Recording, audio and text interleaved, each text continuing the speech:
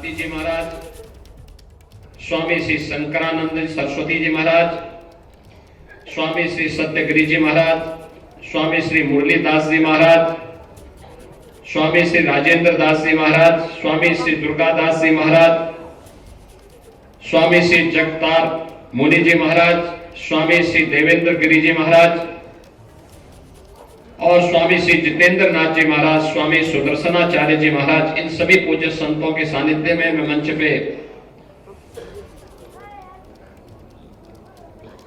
श्री सतवा बाबा, जगतगुरु सतवा बाबा, काशी से पधारे संत महामंडलेश्वर संतोष दास जी महाराज और इन सभी पूज्य संतों के सानिध्य में मैं मंच पे ही बात कर रहा था।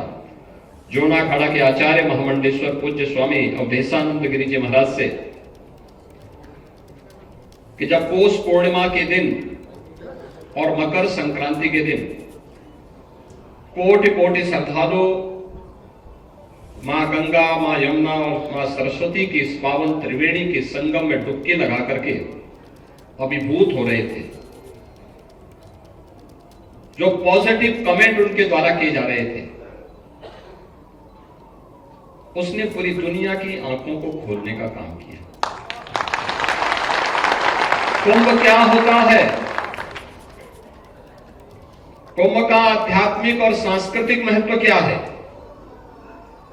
यह उनके वक्तव्य उस समय दे रहे थे और ये बात बताती है जिसके बारे में देश के यशस्वी प्रधानमंत्री श्री नरेंद्र मोदी जी बार बार कहते हैं कि सदी भारत की सदी है। भारत की सदी का मतलब हर एक क्षेत्र में भारत को विकास की उन बुलंदियों को छूना है, लेकिन हर एक क्षेत्र में कोई देश उन बुलंदियों को छुएगा तब जब उस क्षेत्र से जुड़े हुए प्रतिनिधि अपने दायित्वों का ईमानदारी पूर्वक निर्वहन करें। जो राजनीतिक क्षेत्र में है वो राजनीतिक क्षेत्र में अपना कार्य कर रहे हैं। सेना सीमा पर देश की रक्षा का काम कर रही है। जीवन के प्रत्येक क्षेत्र में हर एक तबका अपना अपना कार्य कर रहा है। धार्मिक जगत से जुड़े हुए हमारे पूज्य संतों का दायित्व भी तो यही बनता है और यही वे कर रहे हैं। भारत की सनातन धर्म की संस्कृति दुनिया के अंदर पहुंची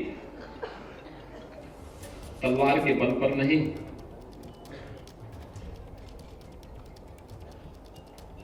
अपने सद्भाव के उपदेश के माध्यम से पहुंची। दक्षिण पूर्व एशिया के तमाम देशों में आप जाएंगे, जहां भी सनातन धर्म पहुंचा है, भारत की सनातन संस्कृति पहुंची है, वहां पर उन्होंने अपने कार्य से, अपने व्यवहार से, वहां पर भारत के मूल्यों और आदर्शों ने वहां के समुदाय को अपनी ओर आकर्षित किया। सनातन धर्म के मूल्यों के साथ उन्हें जोड़ने का काम किया।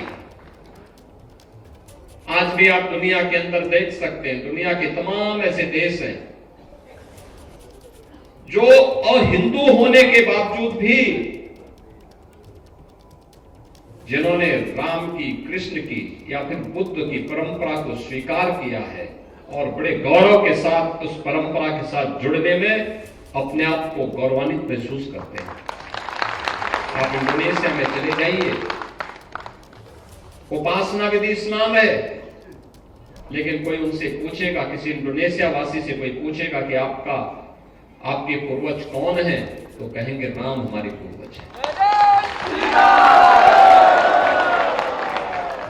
आप कंबोडिया में चले जाइए, लाओस में चले जाइए, आप वहां पर जाकर के पूछिए, थाईलैंड में चले जाइए, पूछेंगे कौन है, तो लोग कहेंगे कि हमारे पूर्वज तो बुद्ध थे, महात्मा बुद्ध थे, तो बुद्ध के साथ अपना संपर्क संवाद बनाते हैं। आप दुनिया के अंदर किसी न देश में जाइए, किसी न किसी रूप में भारत के साथ वे जुड़ते हुए दिखाई देते हैं। एक अंधकार का युग था, आज से उभर करके हम लोग फिर आगे बढ़ रहे हैं। लेकिन जितना सकारात्मक माहौल है उतनी ही चुनौतियां भी होती हैं, उतनी ही चुनौतियां भी होती हैं। पर याद रखना, कोई भी धर्म, हमें दो चीजों का ध्यान बहुत मजबूती के साथ रखना होगा। सनातन धर्म एक विराट वट वृक्ष है, उसकी तुलना किसी झाड़ और झंकार से नहीं करनी चाहिए, छोटेपन से नहीं करनी चाहिए। दुनिया के अंदर अन्य संप्रदाय हो सकते हैं, पंथ हो सकते हैं, सेक्ट हो सकते हैं, उपासना विधि हो सकती है, धर्म तो एक ही है, वह सनातन धर्म है, यही मानव धर्म है। हमारा खड़दर्शन संप्रदाय भारत के अंदर जन्मे में जितनी भी उपासना विधियां हैं, वे पंथ और संप्रदाय की उपासना विधि से भले ही अपने संप्रदाय के साथ जुड़े हुए हों, लेकिन निष्ठा और आत्मा सबकी सनातन धर्म में बसती है। इसीलिए तो हम सब एक साथ यहां बैठे थे, एक साथ बैठे, कोई भेद नहीं। जब हम संत एक साथ मिलते हैं तो ऐसे मिलते हैं जैसे गुरु भाई मिल रहे हो आपस में, कोई भेद नहीं होता। हम लोगों पे भी मैं तो इस चीज को अक्सर देखता हूं कि कभी कोई ऐसी बात आती है, कहीं किसी संत पे संकट आता है, हम उस समय संप्रदाय नहीं देखते कि नाथ संप्रदाय का है या कोई मेरा परिचित संत है। अरे संत है, वो संत तो सनातन धर्म के लिए काम करता है, उसकी उपासना विधि अलग हो सकती है, वो एक दर्शन विशेष को लेकर चल रहा है, सबका उद्देश्य तो एक ही है, एकम सद विप्रा बहुधा भवन्ति, यही हमारा लक्ष्य है। और इसीलिए महाकुंभ के इस पावन आयोजन के साथ, उसी पवित्रता के साथ हम सबको एक संदेश देना है, देश दुनिया से आए हुए लोगों को देना है, और जो बार बार जिसके बारे में प्रधानमंत्री जी का आग्रह है।